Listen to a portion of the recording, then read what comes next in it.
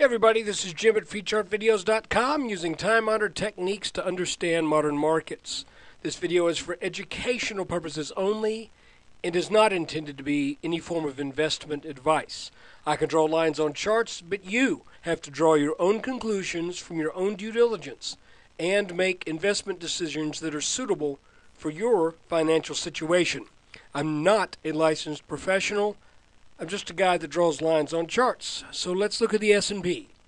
Okay, we are looking at a 2-day chart of the S&P 500. I just want to, sometimes I like to do things that aren't really necessarily going to give us a strong sense of what the future is going to hold, but things that are still just interesting, almost like looking at a seashell. One of those conch shells or whatever that's got the spiral patterns, which, by the way, is based upon the Fibonacci mathematical series. And you look at that thing and you go, wow, it's just a repeating pattern, but the pattern gets smaller and smaller as it winds itself into, or actually the shell winds itself out of, but you hear what I'm saying. So just for jollies. I've been talking about these inverse head and shoulders patterns that we've been getting. And, of course, the one that I was screaming and hollering about back in the summer of 2009, telling everybody that the S&P was going to go to 1340 to 1350. Everyone thought I was an absolute lunatic because they were just as convinced that the S&P was going to head down for 400.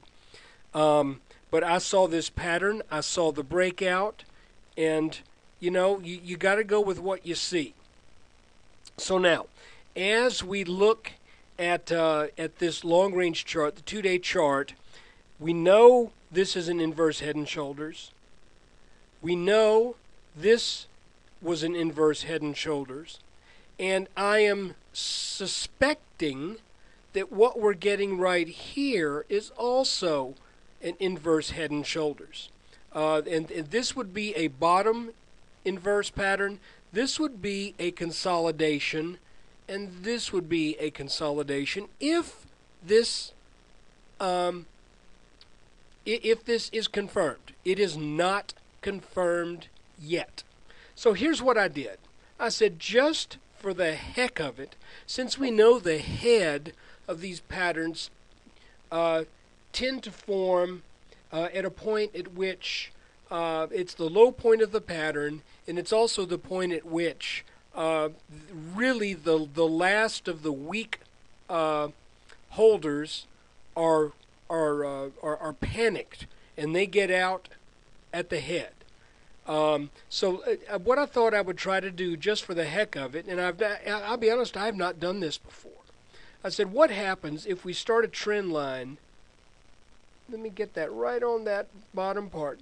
What happens if we start a trend line right on the bottom of that head back on March 9th, 2009, and we include the head of this smaller pattern that was that bottomed in July, around the beginning of July in 2010, and then we extend it up. What do we get?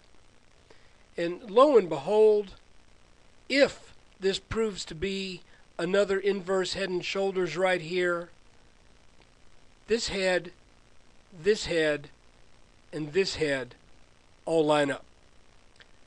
I'm not saying right now that is going to happen, but I am saying if it does happen, that is just way too cool.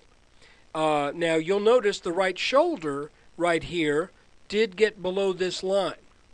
But I'm looking at the low point of the pattern that did not break this line here. That was the right shoulder from this large pattern. But obviously, I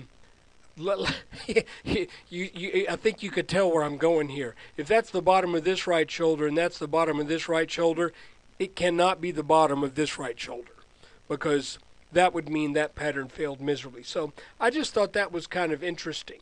Now let's zoom in, looking now at a 30-minute chart at just the suspected inverse head and shoulders that we are now looking at.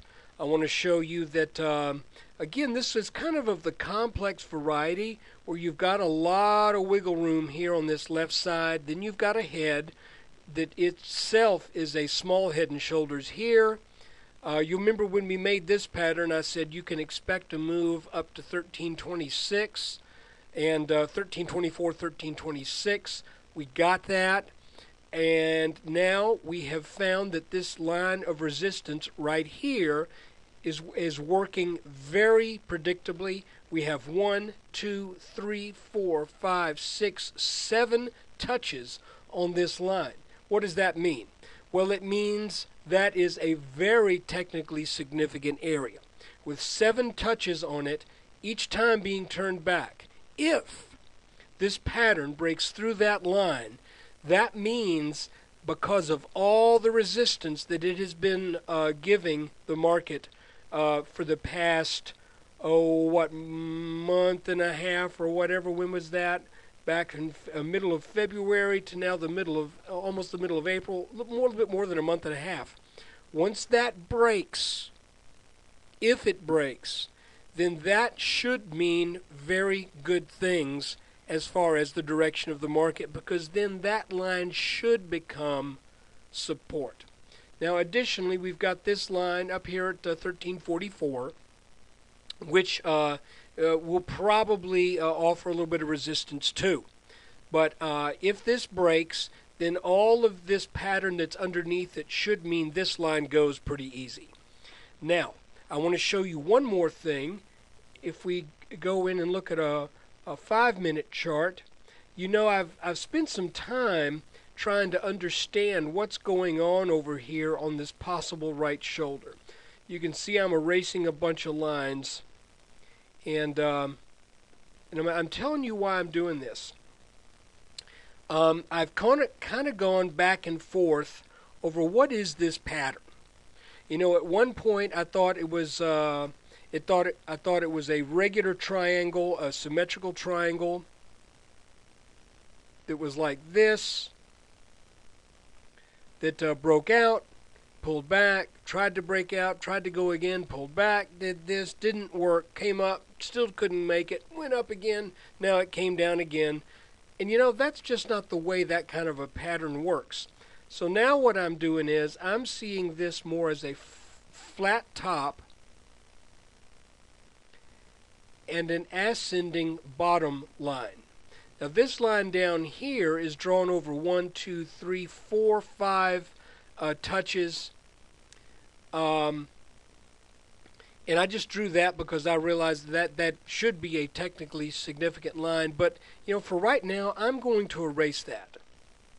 And I'm going to show you why. If we look at this now on a 5-minute chart and we just take a look at this pattern, let's measure. I'm going to measure 2 things. First, let me extend this line just a little bit. What I'm kind of thinking is that this was a breakdown, and then the pattern recovered, and what we saw on Friday was the legitimate breakdown of this pattern. This tried to break down to the bottom side, but it recovered, came up actually for another test here, then finally broke down again, back tested, then in earnest broke down. But let's measure the height of this pattern on this first reactive move. There we go. Let's bring that over here and put it on to where, let's put it right here where the legitimate breakdown was. And folks, you can't make this stuff up. That is the minimum expected target from this triangle pattern. I reiterate, that is the minimum. That doesn't mean that's where it necessarily stops. But what I'm saying is, I believe this was the pattern. All of this was premature breakdown that finally on Friday took root. And this pattern really then finally broke down to the bottom side, to the downside, and has already done its minimum expected downside move. I can't tell you right now whether that's it or not, but I can tell you what we would expect from this pattern has completed. Now, if we look at this on a 15-minute chart, I'll tell you what, let's go back to the 30. That's going to show us really more that we want to see. You can also see that we're beginning to pick up a little bit more symmetry in this pattern. Now, a lot of times the right shoulder will not be as deep as the left shoulder, because when this pattern forms, it forms after a strong upwards move, and then there's a lot of selling pressure, recovery, then a bunch of selling pressure, then a recovery, and then milder selling pressure. So I'm thinking as we got down to this level on Friday, while in one part of me was thinking, well, this kind of stinks because I'm seeing some of my stocks go down. By the way, I'm in no leveraged funds right now. If this gets up out of here, if it breaks out and pulls back, leveraged funds will definitely be a part of the picture, but not right now. What I'm thinking is, as this was coming down, I'm thinking to myself, this is good. This is excellent. Why?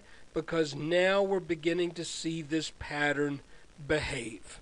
Now we're seeing this pattern show us what we need to see in order to be able to trust it if and when it confirms with a breakout.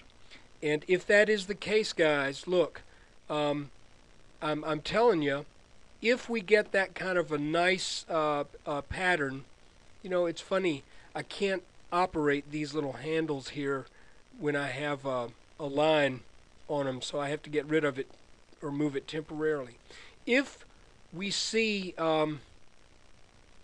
this pattern show itself to be an actual inverse head and shoulders, then we have a target that's going to be up here around over 1420, and actually I think it probably measures to about 1426, 1428, and I'll tell you what, just for the heck of it, I'm going to do a little quick math, and I'll be right back with you. Okay, sorry about that. I couldn't do the math in my head. We're looking, if this pattern does what it's supposed to do, and it is confirmed, we're looking at a move from about 1338 or 1340 or so up to 1428. And that's only about a 6.5% gain, but it's something that could probably be done in just a few weeks, as opposed to some of these larger patterns taking a good bit longer. So anyway, that is the S&P 500 update for the S&P on after the close on April 8th. This video is being posted over the weekend, so I hope you enjoy this. And if you do, please come by and visit freechartvideos.com, where we use time-honored techniques to understand modern markets.